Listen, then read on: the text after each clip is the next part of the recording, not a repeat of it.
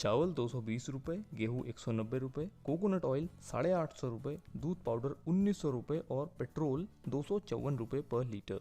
श्रीलंका की राजधानी कोलंबो के सुपरमार्केट में महंगाई का ये आलम देखकर यह कहना गलत नहीं होगा कि श्रीलंका में से श्री हट चुका है और इसकी लंका लग चुकी है।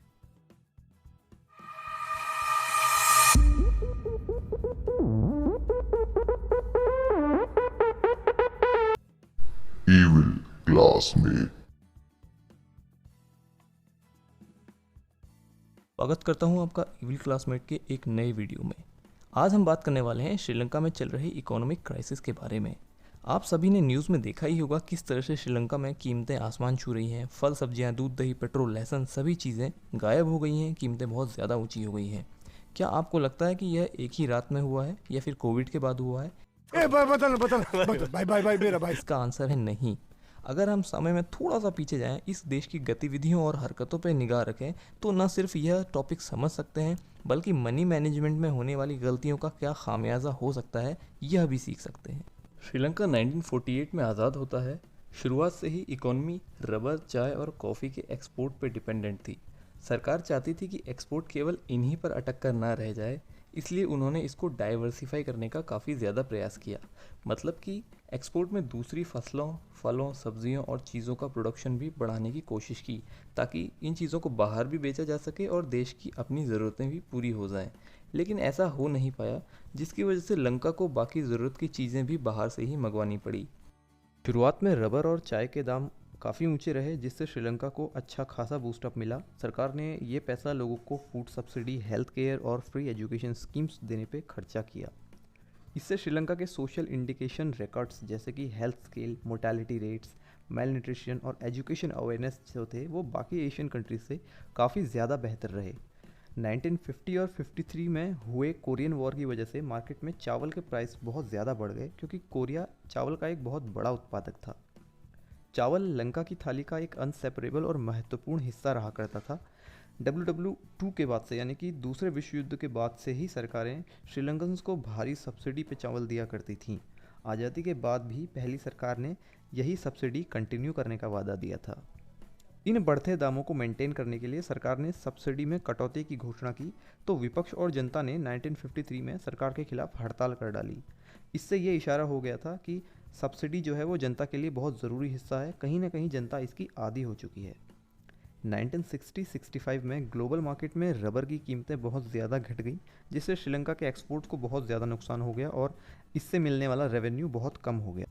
अब डेली नीड की चीज़ों को खरीदना भी बहुत ज़्यादा ज़रूरी था। ऐसे में सरकार का खजाना तेज़ी से खाली हो रहा था। उधर जनता नाराज़ ना हो जाए, इसीलिए पॉलिटिकल पार्टीज़ सब्सिडी के मुद्दे को छूने से भी परहेज करने लगी थी। इसके बाद शुरू हुआ लोन लेने का सिलसिला। IMF से सब्सिडी और वेलफेयर स्कीम्स में कटौती का वादा करते हुए श्रीलंका ने लगभग 16 बार 1.5 से 2 बिलियन का लोन उठाया। और तो और चाइना से भी पोर्ट बनाने के लिए लोन उठा लिया, लेकिन ना ही सब्सिडी में कटौती की, ना ही ये पैसा डेवलपमेंट में खर्च हो पाया। सारा पैसा करप्शन, पुराने लोन्स का ब्याज चुकाने, सब्सिडी देने और इसके अलावा 1983 से 2009 तक चले सिविल वॉर में खर्च हो गया। इस तरह श्रीलंका की आज की हालत के लिए ये एक्सटर्नल डेट बहुत बड़ा कारक है। अभी के टाइम पे श्रीलंका पे लगभग 36 बिलियन डॉलर्स का एक्सटर्नल उधार है, जिसके अगेंस्ट लंका के खजाने में केवल 2.3 बिलियन ही बचे हुए हैं। मतलब कि नहाएं क्या और निचोड़ें क्या। दूसरा रीज़न है टैक्स कटिंग। दिसंबर 2019 तक हालात थोड़े से ठीक होते देख सरकार ने करेंसी के फ्लो को बढ़ाने के लिए टैक्सेस और वैट में 50% तक छूट दे दी, ताकि लोग बचे पैसे का यूज़ कंजम्पशन में करें और फ्लो थोड़ा ज़्यादा बढ़े। लेकिन यह कदम बहुत जल्दी में लिया गया हुआ साबित हुआ और सरकार का रेवेन्यू सोर्सेज पूरी तरह से ख़त्म हो गए। टैक्स पेयर्स में 33.5% तक गिरावट आई। GST और वैट रेवेन्यूज़ आधे हो गए। इसके अलावा 2019 अप्रैल में कोलंबो के एक चर्च में और होटल में बॉम्बिंग हुई, जिसमें 250 लोग मारे गए। इससे टूरिज्म पे बहुत ज़्यादा असर पड़ा। नवंबर तक केवल 9.5% टूरिस्ट ही आने लगे और सरकार का रेवेन्यू पूरी तरह से गिर गया।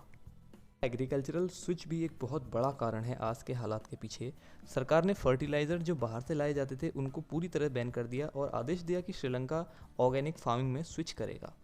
इससे बड़ी मात्रा में फसल उत्पादन पर बहुत बुरा असर पड़ा। बिना ट्रेनिंग के और उचित तैयारी के फसल का उत्पादन बहुत ज़्यादा नीचे गिर गया। चावल पे थोड़ा सा ही डिपेंडेंट हुए थे कि फिर से वही हालत आ गई बाहर से चावल मंगवाने की। इसके अलावा जो रही सही कसर थी वो कोविड लॉकडाउन ने पूरी कर दी। 2020 में कोविड लॉकडाउन ने इकोनॉमी को तोड़ कर रख दिया। जो बचा हुआ ट्रेड था और जो छोटा मोटा टूरिज़्म बचा हुआ था वो भी पूरी तरह से ख़त्म हो गया। इसके अलावा रशिया और यूक्रेन वॉर जो था वो भी एक छोटा सा रीज़न है, क्योंकि जो ज़्यादातर टूरिज़्म आता था वो रशिया और यूक्रेन से ही श्रीलंका में आता था।